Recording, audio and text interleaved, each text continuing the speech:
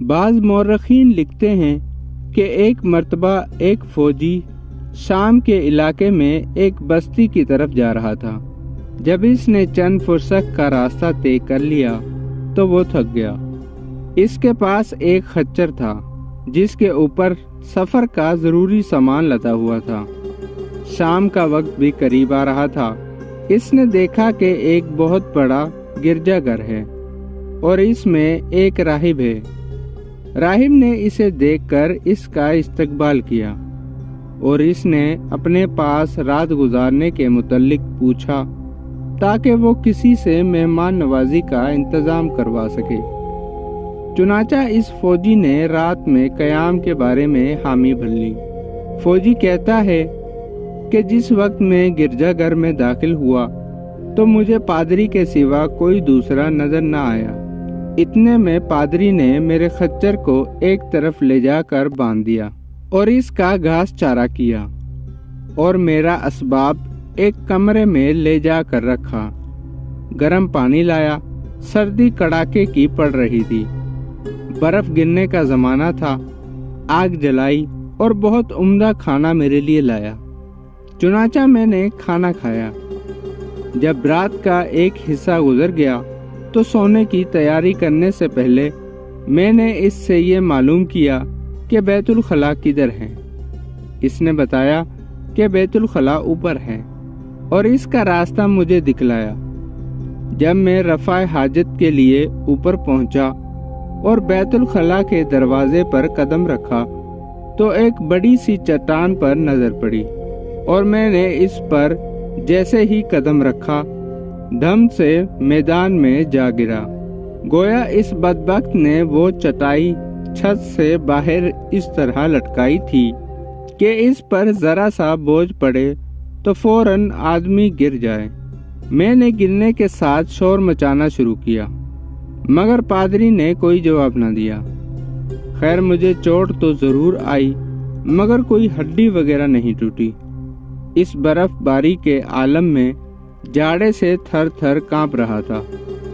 آخر کار برف سے بچنے کے لیے گرجا گھر کے دروازے کی محراب میں کھڑا ہو گیا۔ اتنے میں اوپر سے ایک وزنی پتھر آ کر گرا۔ اگر مجھ پر گرتا تو پیس کر رکھ دیتا۔ میں وہاں سے نکل کر بھاگا۔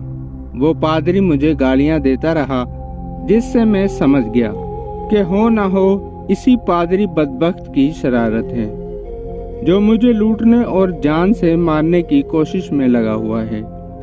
جب میں محراب سے باہر آیا تو برف باری کے عالم میں کھلے آسمان کے نیچے کھڑا ہوا تھا۔ میرا سارا بدن اور کپڑے بھیگ گئے۔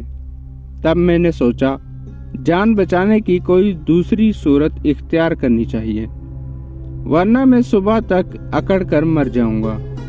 اس وقت میرے ذہن میں یہ تدبیر آئی کہ ایک بڑا پتھر ڈھونڈ کر اسے اپنے کندھے پر رکھ کر ادھر سے ادھر میدان میں بھاگوں۔ چنانچہ میں نے یہی تدبیر اختیار کی جس کی وجہ سے جسم میں گرمی آ گئی۔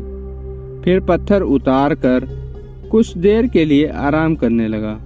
تھوڑی دیر کے بعد پھر سردی نے پریشان کیا تو پھر پتھر اٹھا کر یہی ورزش کی۔ غرض کہ میں صبح تک یہ کرتا رہا۔ سورج نکلنے سے پہلے میں نے گرجا گھر کے دروازے کھولنے کی آواز سنی۔ میں نے جو آگے بڑھ کر غور سے دیکھا تو پادری باہر نکلتا ہوا دکھائی دیا۔ اس نے وہاں مجھے تلاش کیا جہاں میں رات کو بالائی منزل سے نیچے گرا تھا۔ جب اس نے وہاں نہ پایا تو پادری نے بڑبڑاتے ہوئے کہا، ارے آخر وہ مسافر گیا کہاں؟ میں نے پادری کی بات سن لی۔ اتنے میں پادری آگے چلا۔ میں اس کے پیچھے سے آہستہ سے گرجا گھر کے دروازے میں داخل ہو گیا اور کمرے کے پیچھے کھڑا ہو گیا۔ پادری مجھے تلاش کر کے تھوڑی دیر کے بعد لوٹ آیا۔ آ کر دروازہ بند کرنے لگا۔ میں ایک طرف چھپا کھڑا ہی رہا۔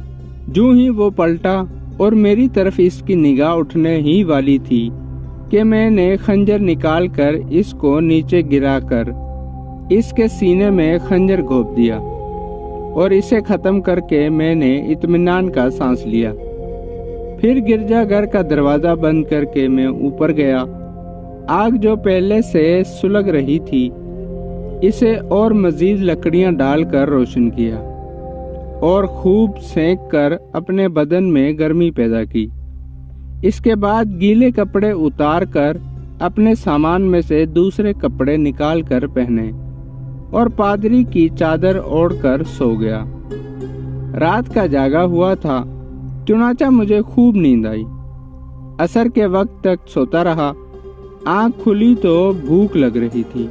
اٹھ کر گرجا میں گھوما پھرا، باورچی خانہ میں گیا تو کھانے پینے کا اچھا خاصا ذخیرہ ملا۔ سیر ہو کر کھانا کھایا تو جان میں جان آئی اور طبیعت میں نشاط پیدا ہوا۔ وہیں مجھے گرجا کے دیگر کمروں کی چابیاں مل گئی۔ اب میں نے سکون کے ساتھ ایک کمرہ کھول کر دیکھا تو وہاں ہر طرح کے سامان کے انبار لگے ہوئے تھے۔ قیمتی چیزیں، سونا اور چاندی، سواریوں کے کجاوے، قسم قسم کے آلات، طرح طرح کے اسباب سے بھرے پڑے تھے، جس سے میں نے خوب سمجھ لیا کہ پادری ایک قسم کا راہزن تھا، جو کسی مسافر کو تنہا ادھر سے گزرتے دیکھتا تو جس طرح اس نے میرے ساتھ معاملہ کیا ایسا ہی معاملہ دوسروں کے ساتھ بھی کرتا ہوگا اور اسے دھوکہ سے مار کر اس کے سامان پر قبضہ کر لیتا ہوگا۔ اب میں نے سوچا اتنے بڑے ذخیرہ کو کس طرح یہاں سے منتقل کروں اور اپنے بارے میں ادھر سے گزرنے والوں کو شبہ نہ پیدا ہو۔ تو اچانک یہ تدبیر ذہن میں آئی کہ صبح کو پادری کا لباس پہن لیا اور اسے پہن کر گرجا کے اوپر جاتا اور چھت پر ٹہلنے لگتا۔ نیچے سے گزرنے والے دور سے یہ سمجھ کر کہ وہی پادری ہے اور جانے والے قریب آئے تو میں پش کر کے دوسری طرف چلا جاتا۔ اسی طرح چند روز گزرتے گئے، کسی کو میری حالت کا پتہ نہ چل سکا۔ اس کے بعد میں نے تلاش کر کے 2 خرجیاں نکالیں، ان پر بہت قیمتی اور اچھا سامان بھر لیا۔ پھر پادری کا لباس اتار کر اپنے کپڑے پہن کر اور یہ خرجیاں اپنے خچر پر لاد کر پاس کی بستی میں گیا اور ایک مکان کرائے پر لے کر اس میں ٹھہر گیا اور موقع بہ موقع اس گرجا کے سامان کو اس مکان میں خچر پر لاد کر منتقل کرتا رہا۔ چونکہ سامان بہت تھا اس لیے خچر پر شروع میں وہی چیزیں منتقل کی جو اپنے سائز اور وزن کے لحاظ سے تو کم مگر قیمتی اور عمدہ تھیں۔ البتہ وزنی اور بڑی چیزیں وہیں چھوڑ دیں۔ آخر ایک دن میں نے اس کا بھی بندوبست کیا، بہت سے خچر اور گدھے کرائے پر حاصل کیے اور کچھ مزدور لیے اور یہ سب سامان لاد کر ایک قافلے کے ہمراہ وہاں سے چل پڑا اور تمام مال غنیمت لے کر اپنے گھر آ گیا۔ سامان کافی قیمتی تھا اور کافی تعداد میں تھا، چنانچہ 80,000 درہم اور کافی اشرفیاں اور بہت ہی نفیس و قیمتی سامان میرے ہاتھ آیا اور میں نے اس میں سے قیمتی سامان زمین میں دفن کر کے چھوڑ دیا، جس کی کسی کو خبر تک نہ ہوئی۔